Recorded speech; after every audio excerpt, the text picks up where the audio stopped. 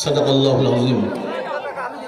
ইসলামী আন্দোলন বাংলাদেশ রূপসা উপজেলা শাখা কর্তৃক আয়োজিত আজকের এই ওলামা সুন্নি সম্মেলনের মোহতারাম সভাপতি, প্রধান অতিথি ইসলামী আন্দোলন বাংলাদেশের মোহতারাম আমির পীর শাহ হুজুর চরমনাই, বিশেষ অতিথি ইসলামী আন্দোলন বাংলাদেশের মোহতারাম নায়েবে আমির অধ্যক্ষ হাফেজ মাওলানা আব্দুল্লাহ আওয়াল সাহেব, আরও বিশেষ অতিথি হিসেবে উপস্থিত রয়েছেন বাংলাদেশ জামাত ইসলামীর খুলনা জেলা শাখার সংগ্রামী নায়েবে আমির মাওলানা কবিরুল ইসলাম সহ বাংলাদেশ খেলাফত মজলিস সহ অন্যান্য ইসলামী নেতৃবৃন্দ, সাংবাদিক বন্ধুগণ, সর্বস্তরের ভাইয়েরা, আজ আমাদের উদ্দেশ্যে, খুলনাবাসীর উদ্দেশ্যে, রূপসা 13,000 দিঘালিয়াবাসীর উদ্দেশ্যে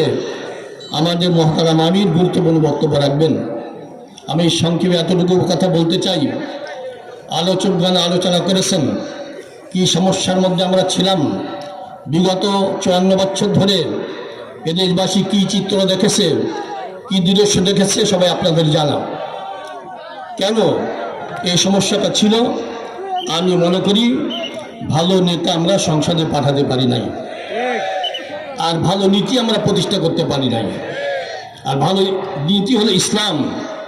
ইসলামের বিপরীতে কোনো আদর্শ দেশের শান্তি আনয়ন করতে পারে না। ভাইরা, নির্বাচন আসলে ভোটারদের প্রত্যাশা থাকে প্রার্থী কি আশ্বাস দিবে, আমাদের কি অঙ্গীকার করবে, আমরা কি অঙ্গীকার করব। এতটুকু বলতে চাই, অবকাঠামোগত দুর্বলতা যে সব জায়গায় আছে, এই দুর্বলতা দূর করার চেষ্টা করবো ইনশাল্লাহ। বিশেষ করে আমি যতটুকু জানি, শিয়ালি রূপসা এখানে যে সংযোগ একটা জায়গা রয়েছে, নদী পারাপার হতে মানুষের অনেক কষ্ট হয়। আমার মনের আশা, যদি আল্লাহ পাক আপনাদের দোয়া এবং সহযোগিতায় আমাকে সুযোগ দেন, ইনশাল্লাহ একটা ব্রিজের ব্যবস্থা করা হবে। আমরা লক্ষ্য করেছি মল্লিপুর, মোকামপুর, গাজীহাট এর অপর অংশ রয়েছে দিঘলিয়ার একটা বড় জনপদ, যাতায়াত তাদের নৌকা পারাপারের ব্যবস্থা। আমরা চাই যদি আল্লাহ পাক আমাদেরকে তৌফিক দান করেন, ওখানে একাধিক ব্রিজ করা হবে ইনশাআল্লাহ। বিভিন্ন শিক্ষা প্রতিষ্ঠানে অবকাঠামোগত দুর্বলতা দূর করার চেষ্টা করব। ভাইয়ের আমার, আমাদের দেশে উন্নয়ন হয় না কেন? একমাত্র দুর্নীতি হলো 1 নম্বর কারণ।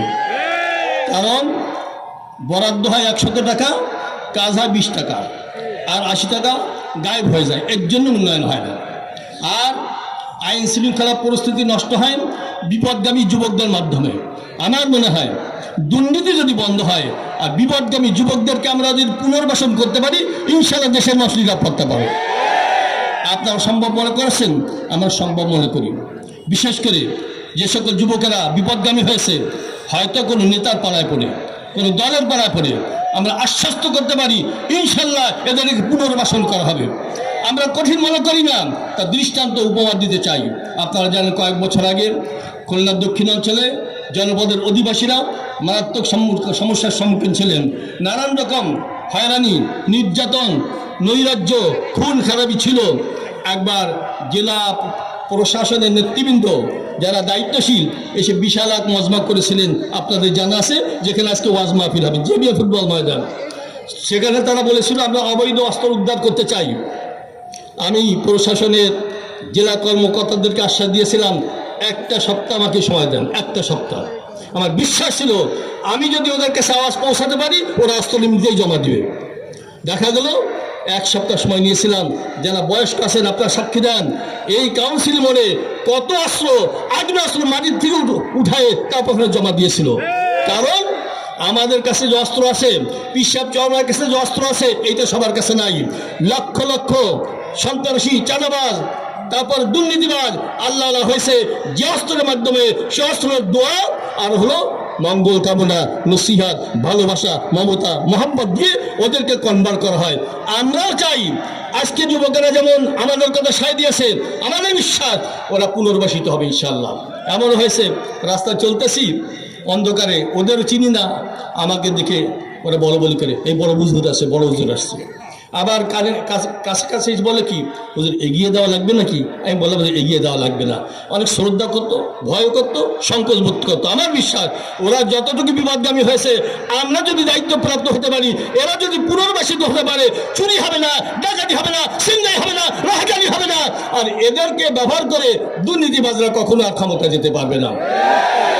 আজকে গুরুত্বপূর্ণ বক্তব্য রাখবেন আমাদের মহাতারাম আমির। আমি সময় সংক্ষেপ করছি।